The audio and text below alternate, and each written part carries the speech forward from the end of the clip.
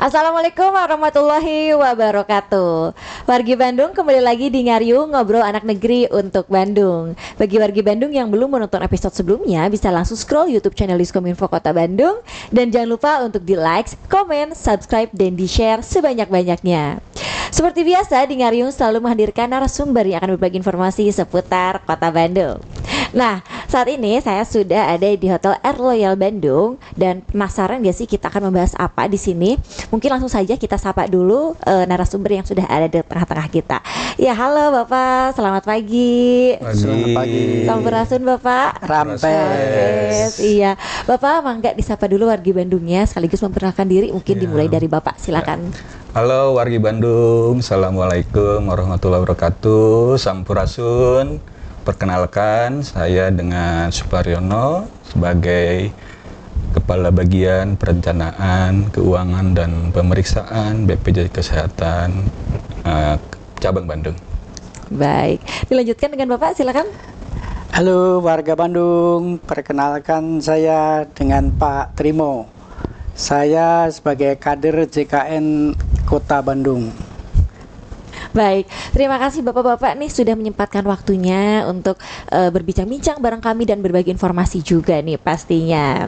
Nah, topik kali ini Bapak kita akan membahas kader JKN Pak di Kota Bandung. Dan mungkin masyarakat atau wargi Bandung nih pada belum tahu apa sih kader JKN, kepanjangannya apa sih, latar belakangnya bagaimana sih, dan kapan mungkin ditetapkannya di Kota Bandung.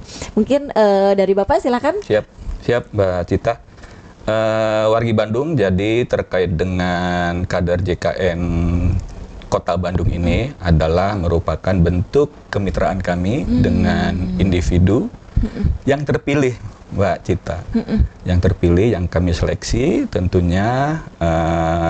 Jadi memang latar belakang di rekrutnya kader JKN ini adalah tentunya untuk meningkatkan kolektabilitas iuran BPJS Kesehatan. Oke. Jadi Mbak Cita, segmen peserta BPJS itu dia kan terdiri dari beberapa segmen. Salah satunya adalah segmen untuk pekerja informal atau peserta mandiri. Peserta mandiri ini di Kota Bandung luar biasa. Populasinya sangat banyak sekali yang sudah jadi peserta mandiri atau peserta informal tersebut. Kita rekrut kader JKN adalah untuk menjembatani BPJS Kesehatan dengan para peserta kader, para peserta mandiri atau informal tadi, sehingga dia bisa langsung door to door, baik dari sisi edukasi, sosialisasi, maupun mengingat iuran gitu Mbak Cita. Jadi memang terkait dengan kondisi dari peserta mandiri kita atau pekerja informal itu memang mereka harus langsung dikunjungi, diedukasi sehingga mereka bisa untuk menumbuhkan kesadaran terkait dengan pembayaran iuran Mbak Cita, seperti itu. Mungkin latar belakangnya. Jadi memang seperti yang Bapak katakan untuk kolektivitas juga ya Pak ya. Jadi agar warga agar warga tidak lupa mungkinnya untuk membayar iuran. Oh, jadi memang ada sosialisasinya juga ya Pak. Itu memang ada agenda rutin untuk sosialisasi ke masyarakat atau bagaimana? Betul.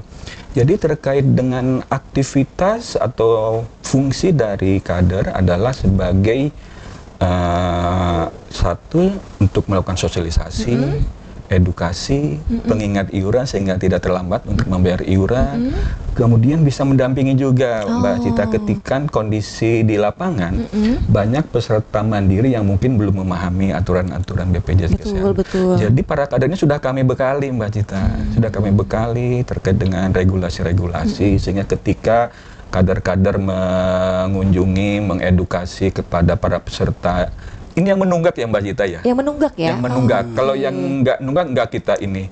Karena untuk kader ini, kita sasar untuk yang tunggakannya 12 bulan sampai dengan 24 bulan. Agingnya, umur tunggakannya Mbak Cita.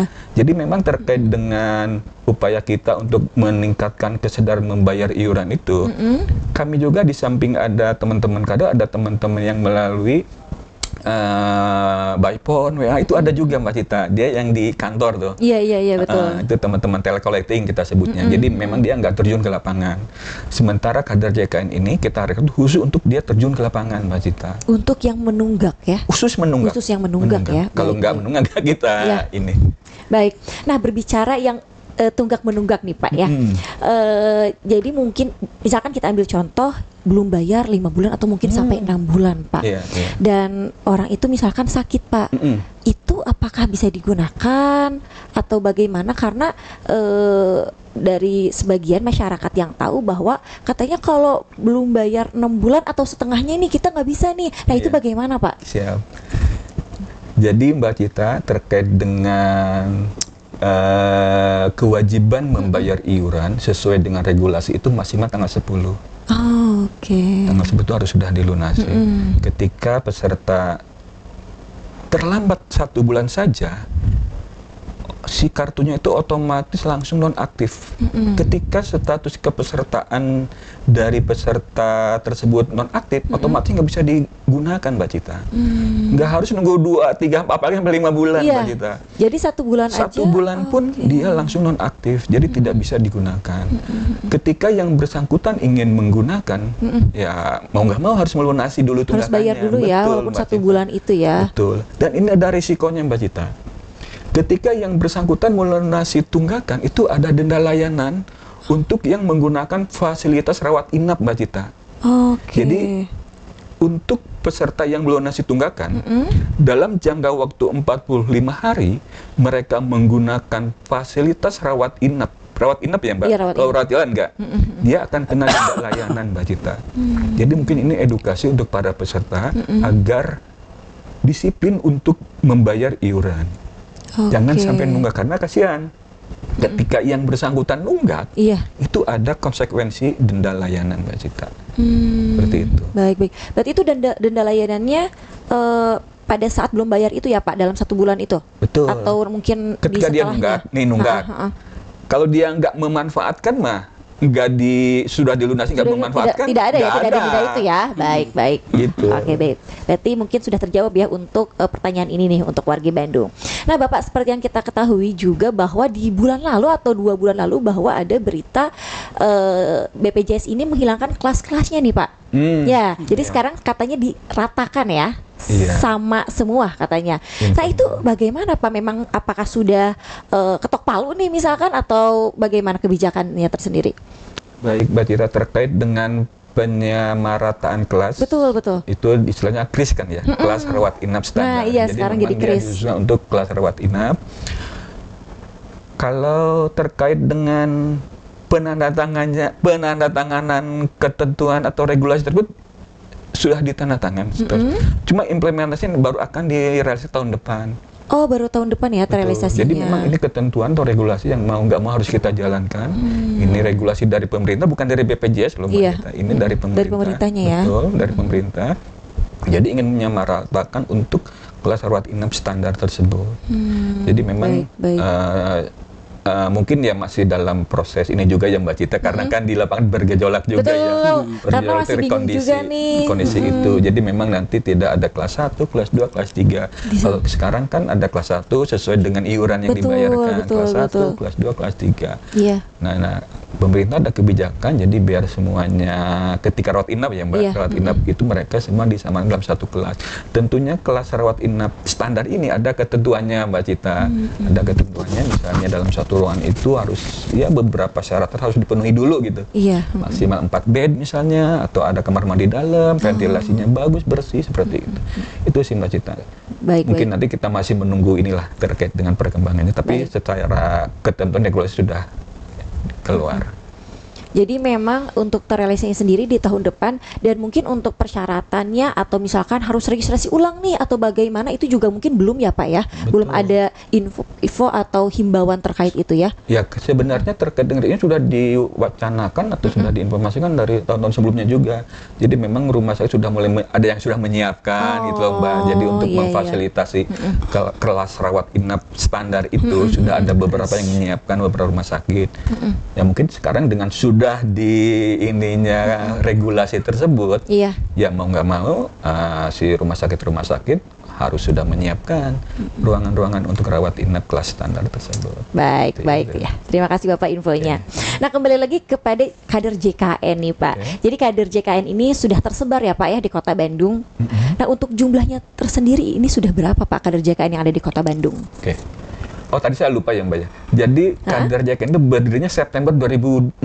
2016 ya. Betul, itu sudah baik. mulai dibangun tadi. Jadi tentunya terkait dengan kader JKN ini untuk menjembatani terkait dengan edukasi, sosialisasi, pengingat iuran kepada para peserta pekerja informal atau peserta mandiri, Mbak Cita.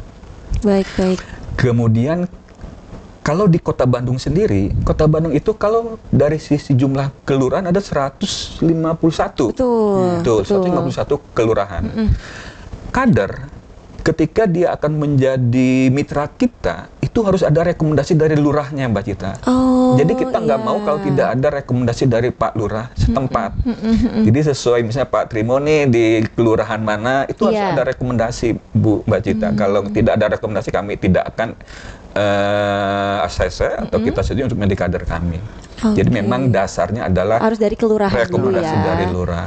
Saat ini peserta yang kader JKN yang menjadi mitra kita ada 56 orang, Mbak Cita. 56. Iya, ada 56 orang kader JKN yang tersebar di seluruh wilayah Kota Bandung. Dia memegang beberapa kelurahan, ditempatkan. Jadi dia itu untuk koordinator di kelurahan ini Iya. gitu. Jadi warga Kota Bandung yang mungkin ada kepentingan kaitannya dengan ingin adanya pembinaan, edukasi, sosialisasi, bisa langsung ke teman-teman kadernya. kader. Dia Baik. sudah tersebar di seluruh kelurahan di Kota Bandung. Berarti mungkin bisa dikatakan satu kader itu memegang 2 atau 3 kelurahan Bisa ya Pak lebih, ya? bisa Oh, ada bisa 3, lebih ya? 4, Mbak Cita. Ada 4 juga ya?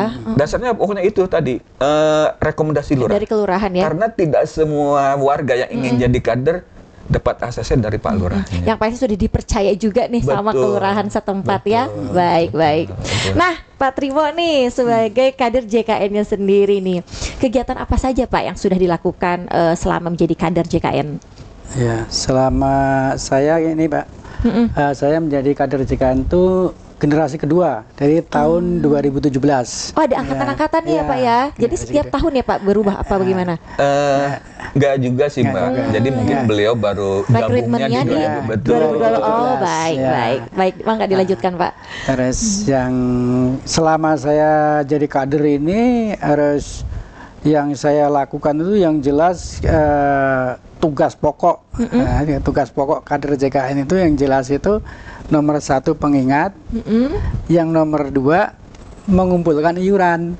Itu yang pokok, paling pokok. Nah, terlepas dari itu, ini kalau kita di masyarakat itu banyak, bukan itu saja ya. Aduh Pak, gimana ini saya mau turun kelas. Iya. Pak, saya mau pindah paskes nih, gimana ini? Iya. Nah kan seperti itu. Saya sekeluarga, anak saya kan sudah menikah Pak yang gede, tapi saya bayarnya masih menyatu terus nih. Gimana Pak? Nah itu kita harus semua itu kita harus bisa memberi solusi.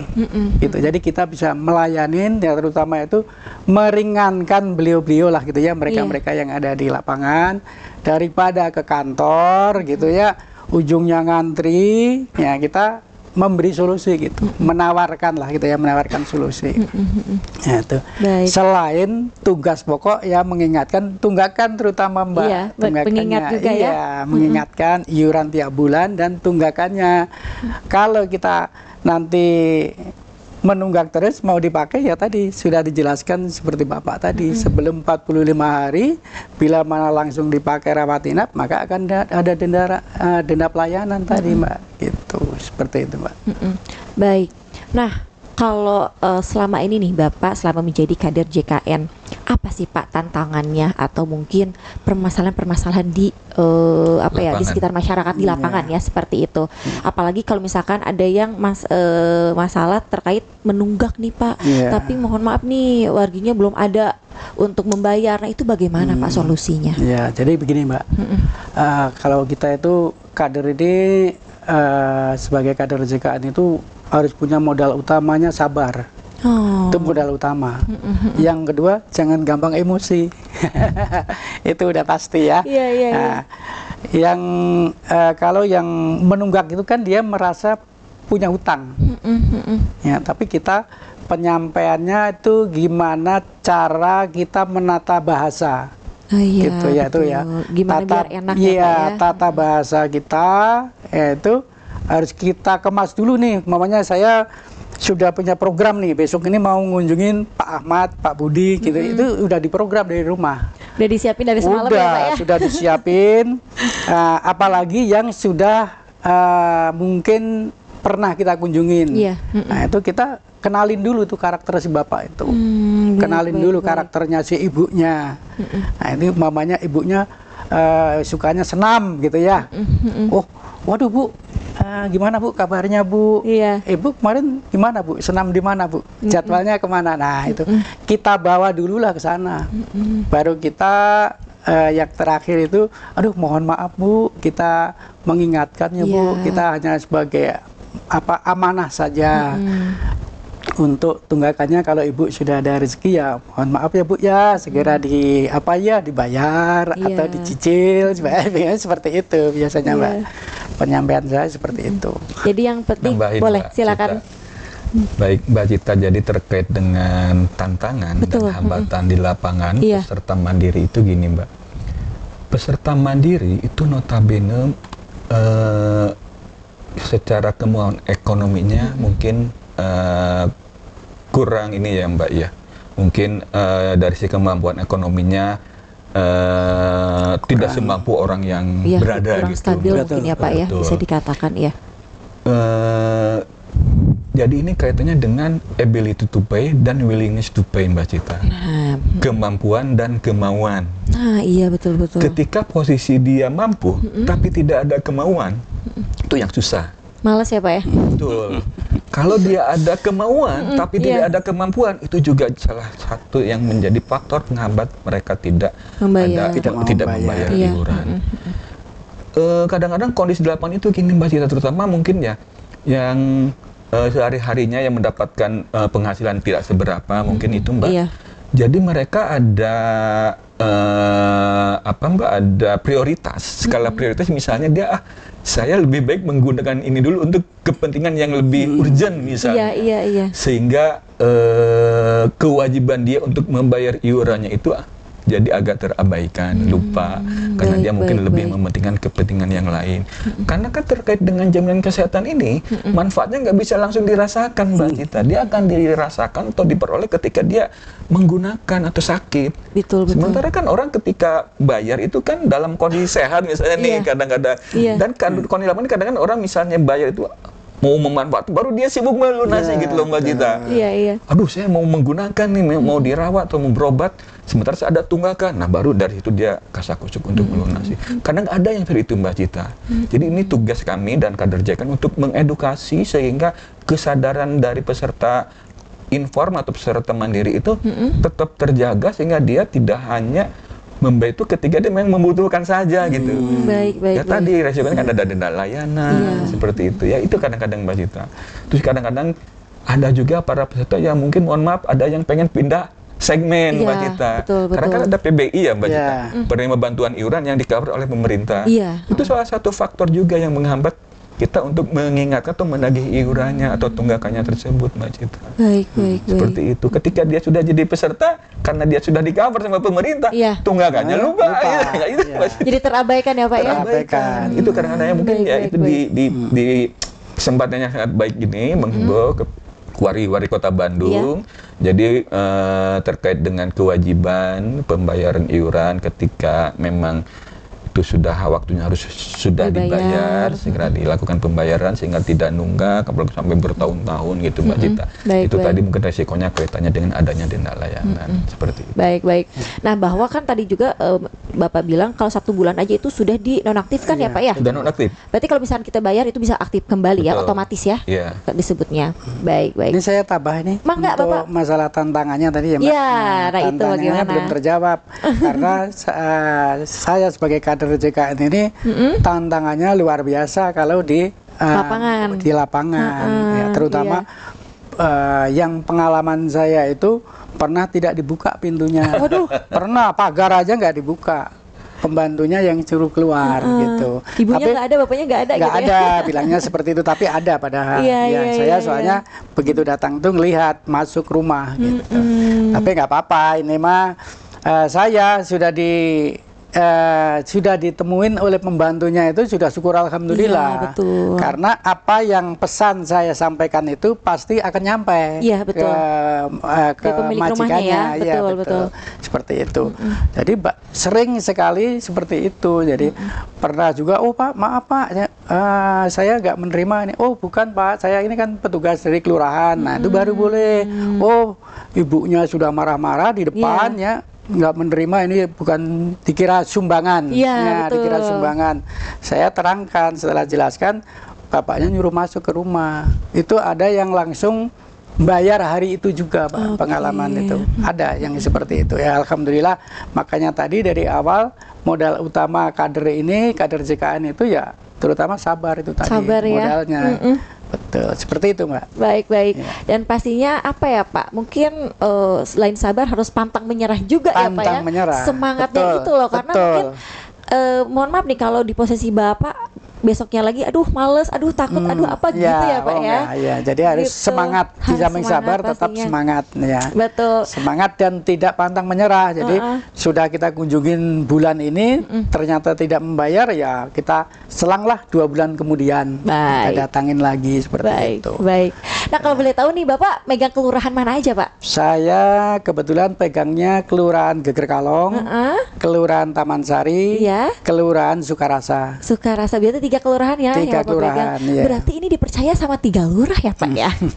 Alhamdulillah. Ada yang lebih malah. Mbak. Ada yang lebih. Ada yang lebih ya? Ada yang lebih. Iya, baik. Memang Iya. kepercayaannya dari 3 lurah nih Bapak sendiri.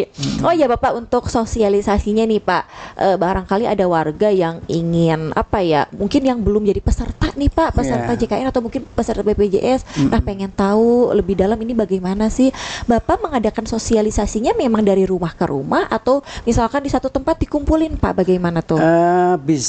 Saya bisa dikumpulin seperti ikut bergabung di ibu-ibu PKK. Oh, iya. Acara apa di kelurahan itu kira-kira yang akan terkumpul itu kapan jadwalnya? Itu Iya. biasanya seperti itu, saya nanyain ke pihak kelurahan. Oh, nih tanggal sekian ada ibu-ibu PKK, tanggal sekian ada UPGK namanya ya, usaha perbaikan gizi keluarga. Nah, itu Iya. kita juga bergabung ke sana. Bisa masuk di situ ya Bisa Pak ya? masuk, karena Baik, situ baik. yang hadir itu kader-kader yang mewakili warga masyarakat. Nah, saya bisa menyampaikan kalau mau menjadi peserta, kalau yang belum menjadi peserta BPJS seperti apa, kalau yang sudah seperti apa, nah itu kita jelaskan di situ. Betul. Jadi supaya kalau keterbatasan saya belum nyampe ke rumah warga yang mau disampaikan, kan kader-kader tadi bisa telepon ke saya. Iya, betul. Pak, ini gini, pasti punya permasalahannya seperti itu. Betul. Tapi kalau saya memang ada waktu dan kebetulan saya berada di suatu tempat tersebut gitu ya, pasti saya kunjungi langsung. Itu karena kita megangnya 3 kelurahan. 3 kelurahan. Kalau betul. kelurahan Taman Sari itu 20 RW, Mbak. Waduh. 20 RW. Itu mengalahkan satu kelurahan itu rata-rata 8 atau 7 RW biasanya, seperti itu. Luar Gitu. biasa Bapak ya, Iya. semangatnya. Alhamdulillah. Baik, yang berarti penting memang sehat. Yang penting sehat, betul sekali. Dan ya itu sabar yang tadi ya Pak, yang tadi Iya. kita sampaikan. Berarti memang enaknya tuh dikumpulkan juga ya Pak, jadi Dikumpulkan. biar mungkin lebih banyak dan lebih Betul. nyampe juga nih Betul, gitu. nyampe. Nah Bapak, terakhir nih, pesan Pak atau harapan dengan adanya kader JKN ini. Mungkin nanti juga Bapak boleh menambahkan. Nah, Silakan Pak. Oke, mungkin saya menambahkan yang tadi ya, Oh, Mbak, iya, silakan. kaitannya dengan bagaimana kita mengingatkan, mengedukasi, mensosialisasikan kaitannya dengan program JKN ini. Di kami itu ada yang namanya program ini BPJS keliling. Jadi setiap periode itu ada agenda-agenda kita mengunjungi kelurahan. Jadi ada tim kami di manajemen layanan kepesertaan itu, dia berkunjung ke kelurahan-kelurahan. Baik. Jadi kita langsung Bisa jemput bola diarahkan. lah Iya, gitu betul. istilahnya. Itu di situ terlibat kader JKN juga Mbak Cita. Jadi kita misalnya minggu ini ke kelurahan mana ya Mbak Iya, Timo, ya? betul, betul. Itu tim kami Pak, Mbak, langsung dari tim Iya. kepesertaan kami. Iya. Itu ya gitu, di samping tadi untuk edukasi, terus misalnya ada yang mau daftar juga, itu bisa diakomodir pada saat pertemuan tersebut. Kemudian ada lagi satu yang ini namanya Kevin, kelas virtual JKN. Kelas virtual JKN. Jadi itu melalui media Zoom. Online ya Pak ya? Online, itu juga sama. Kita mengedukasi atau ada keluhan-keluhan dari peserta. Iya. Itu juga salah satu media kita untuk lebih mendekatkan, lebih mengedukasi kepada para peserta kita di seluruh kota Bandung. Jadi memang ada beberapa upaya kami, Mbak Cita, untuk yaitu tadi menginformasikan kaitannya dengan program JKN ini. Baik. Seperti itu. Di samping kayak kemarin kita coba koordinasi sama Pak Yusuf. Jadi Iya. nanti betul sama di Kominfo kita minta tolong tayangin di video drone itu, Mbak. Iya. Kemudian nanti bukan hanya sebatas di tim kami, Mbak Cita. Nanti tim peserta juga akan berkolaborasi dengan Pak Yusuf, Mbak Cita. Oh, baik. Misalnya di IG-nya Humas, Iya. di Kominfo itu nanti coba kita masukkan materi-materi, informasi-informasi, jadi semua peserta warga Kota Bandung teredukasi, Mbak Iya. Cita. Agar tahu informasi dari sana juga ya Pak ya? Betul, karena Baik. kan warga Kota Bandung mungkin ya kan kesibukan atau segala macam nggak Betul, bisa betul. ngikutin kegiatan-kegiatan yang selama ini sudah dilakukan, baik melalui BPJS keliling atau melalui apa tadi kelas virtual JKN seperti itu. Nah, kaitannya dengan harapan kami ke kader ini tentunya merupakan ujung tombak kami, Mbak Cita. Iya. Karena terus terang kita untuk menagih iuran atau mengingatkan kesadaran untuk membayar iuran itu sangat susah, Mbak Cita. Iya. Di samping tadi kami ada beberapa upaya juga dengan melalui media-media lain, radio atau segala macam. Ini menjadi ujung tombak kami, Mbak Cita. Harapannya para kader ini tetap semangat, Mbak Cita. Tentunya itu harus kita bekali dulu, Mbak Cita. Betul. Karena salah satu modal dia bisa meyakinkan peserta adalah ketika dia sudah menguasai ilmunya. Iya. Tadi sampaikan Pak Trimo, misalnya komunikasinya harus bagus. Kalau kader sudah bisa meyakinkan itu kan harus didukung dengan ilmunya dulu kan. Betul. Kalau dia tidak didukung dengan ilmunya, ketika ada pertanyaan atau keluhan dia nggak bisa ngejelasin kan. Gimana dia bisa puas kan? Kalau peserta sudah bisa dibantu, dibina, didampingi, Iya. mereka kan akan merasakan bahwa kehadiran kader-kader ini luar biasa bisa membantu kami.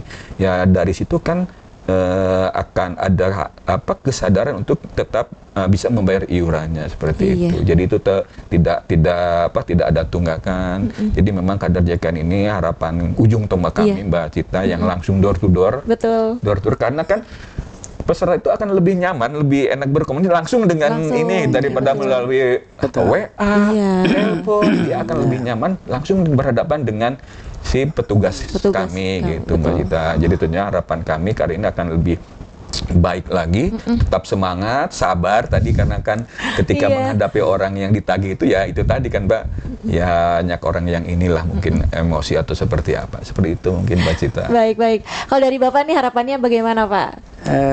Harapan saya untuk untuk kader JKN. Betul, untuk kader JKN. Untuk kader JKN ya, kalau harapan saya pribadi gitu ya Mbak, ya pasti pertama saya pengennya selalu diberi kesehatan. Amin. Itu satu. Iya, betul. Yang kedua, saya bisa terus mengedukasi, menyampaikan ke masyarakat, membantulah yang jelas itu ya, karena saya waktu mendaftarkan diri menjadi kader JKN ini karena ada panggilan sosial gitu. Dari awal memang saya ada panggilan sosial, jadi ya pengennya juga membantu masyarakat saja gitu, seperti itu. Mungkin pas masyarakat ada yang sakit karena aksesnya nggak tahu, jadi kita bisa tampil di situ Mbak, bisa tampil membantu ke masyarakat. Betul. Harapannya Dan bisa tersampaikan juga ya Pak ya, Betul. apa yang Bapak sampaikan ataupun misalkan untuk perihal sosialisasi ataupun edukasi dan lainnya betul, seperti itu. betul, Mbak, betul. Baik, terima Satu kasih. lagi, Ya Mbak boleh, Dita, silakan. satu lagi. Jadi gini, Mbak, peserta yang menunggak itu kan tadi dia akan ada konsekuensi akan adanya denda layanan. Iya. Ketika dia akan memanfaatkan fasilitas kesehatan untuk rawat inap, ketika dia menunggak dia akan kena denda layanan. Betul. Kami itu ada program rehab, Mbak Cita. Ini informasi, mungkin sebenarnya sudah terinfo dari udah lama, Mbak Cita. Mungkin ada wargi yang belum terinfo kaitan dengan program rehab. Rehab itu rencana pembayaran iuran bertahap. Oh. Ini dikhususkan untuk peserta yang menunggak 3 bulan ke atas, Mbak Cita. Jadi dicicil ya Pak? Betul. Oke, baik. Jadi untuk yang tunggakannya 4 bulan ke atas, 3 bulan mah nggak bisa. Nggak ya, Untuk jadi 3 bulan ke atas betul, ya. Untuk aging atau umur tunggakan 4 bulan ke atas, itu kita ada program rehab, rencana pembayaran iuran bertahap. Jadi ini untuk memberikan kemudahan, keringanan kepada para peserta kita yang tidak ada kemampuan untuk melunasi tunggakan ini secara sekaligus, Mbak Cita. Iya. Jadi ini bisa dibayarkan secara bertahap dalam jangka waktu 12 kali cicilan, batas maksimal 12 kali. Itu mereka bisa mencicil dan si kartunya akan aktif ketika tunggakannya lunas. Sudah selesai ya? Betul. Oke, Ketika baik. tunggakannya sudah selesai melalui program rehab tersebut, baru dia bisa digunakan Digunakan kembali setelah ya. selesai proses tunggakannya atau angsurannya, Mbak Cita. Baik, Jadi ini baik. mungkin bagi wargi Kota Bandung yang belum terinformasi katanya dengan program rehab, enggak, yang tunggakannya sudah di atas 3 bulan, Iya. 4 bulan ke atas, 4 bulan ke atas. enggak bisa memanfaatkan program rehab. Program rehab ya. Untuk kanal pendaftarannya bisa melalui mobil JKN atau ke 165 atau bisa datang ke kantor. Bisa datang ke kantor. Melalui Lewat ini Bapak juga bisa ya, lewat Pak nanti Trimo juga diarahkan. bisa Melalui ya. kader juga Nanti bisa diarahkan. Gitu mungkin Mbak Cita. Ini penting Mbak Cita Iya, dengan program betul. rehab ini Mbak Cita. Iya, karena juga saya baru tahu nih Pak bahwa ada beberapa program juga seperti itu yang tadi Bapak katakan, ada rehab, terus ada Kevin ya tadi. Oh, iya. Nah, gitu. Jadi wah ini ada informasi baru nih wargi Bandung yang harus kita ketahui. Baik, terima kasih banyak Bapak atas Ya, waktunya sama-sama, sudah berbagi Mbak. informasi ini kepada Ya. kami wargi Bandung juga sudah berbincang-bincang dengan kami. Semoga semua lancar dan Bapak semangat terus buat Pak Trimo, Tetap pantang menyerah. semangat, pantang menyerah, Betul. selalu berjuang, Selalu berjuang dan sehat selalu ya Bapak. untuk melayani masyarakat. Betul, terima kasih banyak ya. Wargi Bandung, cukup sekian untuk informasi podcast kali ini. Jangan lupa terus saksikan episode-episode selanjutnya di YouTube channel Diskominfo Kota Bandung. Kami pamit, wassalamualaikum warahmatullahi wabarakatuh. Presented by Humas Kota Bandung.